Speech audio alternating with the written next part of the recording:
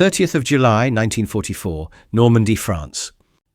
Advancing British armour was about to encounter a new and fearsome German vehicle for the very first time, with devastating consequences.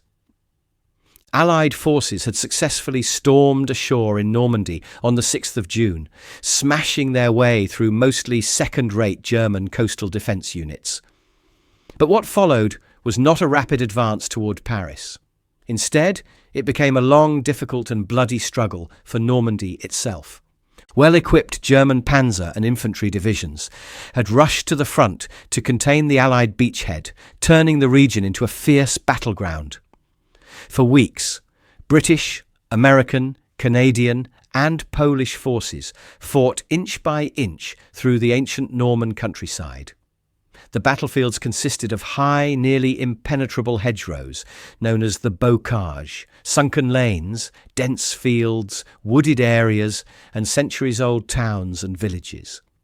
The terrain heavily favoured the defender and created ideal conditions for ambushes.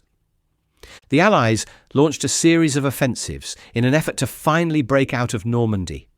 The latest of these was Operation Bluecoat. Taking place in the British sector, a plan designed to seize the strategically vital hill 309 and capture the important road junction at Vire. Operation Bluecoat was meant to complement the American Operation Cobra, which had successfully broken through on the western flank of the Normandy beachhead and forced the withdrawal of the 2nd Panzer Division from the Caumont area. This movement presented the British with an opportunity to press forward against the weakened German 326th Infantry Division, push 10 kilometres ahead, and secure Point 309 with its critical network of roads. Newly committed to battle on the 30th of July was the 6th Guards Tank Brigade, made up of some of Britain's most prestigious Foot Guards battalions. These units had been re-rolled from infantry to armour and equipped with the formidable Churchill tank. Among these battalions was the Scots Guards. The Scots Guards were originally founded in 1642 and form one of the 5 regiments of Foot Guards tasked with protecting the British monarch. The others are the Grenadier, Coldstream, Irish and Welsh Guards. Many people don't realise that the soldiers who stand guard at Buckingham Palace and Windsor Castle, dressed in scarlet tunics and bearskins, are real combat soldiers who also serve on military operations around the world. In Normandy, the 6th Guards Armoured Brigade found itself in the thick of the fighting, their Churchill tanks leading the charge. The Tank Infantry Mark IV. Churchill was a heavily armoured vehicle fitted with a 75mm main gun and famous for its extraordinary climbing ability. Its structure was box-like, constructed of flat plates that were bolted or riveted together. The Churchill's frontal armour measured an impressive 89mm. Unlike later war German tanks and tank destroyers, the Churchill's armour was not sloped, and it was thinner on the sides and rear. The driver's position provided limited visibility, and the tank's speed was sluggish, only about 8 miles per hour, or roughly 15 kilometers per hour off-road. The Guards smashed through the German outer defences with relative ease, and quickly outpaced their infantry support from the 15th Scottish Division. Incredibly, the unsupported armour was permitted to advance 6 miles, about 10 kilometres, completely on its own. This decision would soon prove costly for one of the brigade's units, the 3rd Battalion Scots Guards.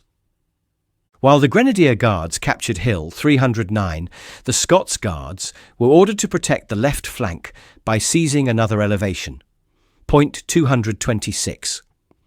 Leading this advance was S Squadron, commanded by Major Willie Whitelaw, who would later become a prominent British politician under Margaret Thatcher. S Squadron occupied its assigned position on the left, with the other squadrons positioned to the right, centre and rear, respectively. Unbeknownst to Whitelaw and his men, hostile eyes were watching. Concealed nearby were 3 Jagdpanther tank destroyers, some of the most lethal armoured vehicles of World War II. The SDKFZ 173 Jagdpanther, or Hunting Panther, was based on the chassis of the formidable Panther tank. The Germans had long attempted to mount their powerful 8.8 centimetre gun on a self-propelled design. Their first attempt, the Ferdinand, proved too heavy, while the second, the Nashorn, initially known as Hornice, was too light and underpowered. The Jagdpanther represented the successful fusion of both concepts. The prototype was shown to Hitler in late 1943, and production began in early 1944. Its casemate armour was 80 millimetres thick at the front and 50 millimetres on the sides, but it was sloped to increase protection. A crew of 5 operated the vehicle, completely enclosed within its armoured shell. Its fortified 8.8 centimetre long-barrelled gun, the same used on the infamous King Tiger, could destroy any Allied tank with ease. As British officers dismounted from their Churchills to assemble for an orders group, the Germans launched their ambush. It began with a sudden, savage artillery and mortar barrage, so intense and unexpected that officers and men of the Scots Guards ran for their tanks and buttoned up their hatches. The first casualty was Captain B. Sands Churchill, struck by a 150 millimetre artillery shell and knocked out. At 10 hours, after 10 minutes of relentless shelling, the artillery fire ceased. And then came the counterattack. 3 Jagdpanthers advanced. They belonged to Schwer Panzerjägerabteilung 654, a heavy tank destroyer battalion that fielded only 25 Jagdpanthers during the French campaign. Only one company of 12 vehicles fought in Normandy, but even that small number posed a formidable threat, especially in the defenders' paradise of the Norman countryside. The British had never encountered this type before. For S Squadron, the situation was dire. Their left rear flank was dangerously exposed due to the failure of the Scots Guards formation on their left to move forward. From thick cover, at a distance of 400 to 600 yards, the Jagdpanthers struck. The first victims were 3 Churchill tanks from Lieutenant Hannon Cunningham's troop, which had been guarding the left flank. Covered by the other 2 Jagdpanthers' fire, one German vehicle broke cover and advanced directly through S Squadron's position, firing on any Churchill it could see. The Churchills returned fire, and at least one 75mm hit was observed on the Jagdpanther, but the German machine veered off and continued northward. Around the same time, a second Jagdpanther joined the attack, adding to the destruction, though it too was eventually driven off under concentrated British fire. The German gunners were devastatingly accurate. Cunningham's troop was wiped out, followed by the battalion's second-in-command, whose Churchill had its turret blown completely off. The right-hand troop also suffered heavily under the combined fire of the 2 German Jagdpanthers. When the shooting finally stopped, the Scots Guards tallied their losses. The engagement had lasted just 2 minutes, yet in that short time, the 3 Jagdpanthers had destroyed 10 Churchill tanks, with another loss to German artillery, making 11 in total. The Germans, it seemed, had escaped without a single loss. By the end of the day, S Squadron was down to only 4 operational Churchills. However, as they advanced along the route, the German vehicles had taken in withdrawal. The British soon learned that the enemy had not been entirely unscathed.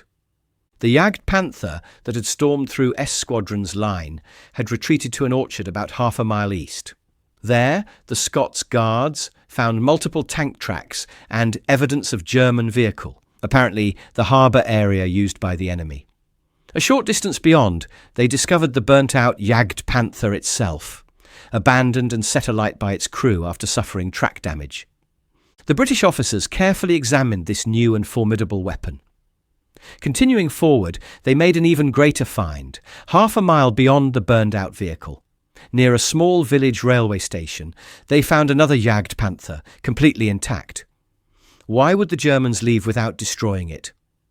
Its left track was broken, and its wheels slightly damaged, but the German crew had failed to destroy it.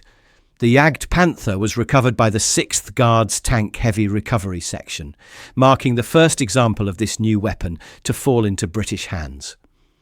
Many thanks for watching. Please subscribe, share, and hit the bell icon to receive notifications for my latest films.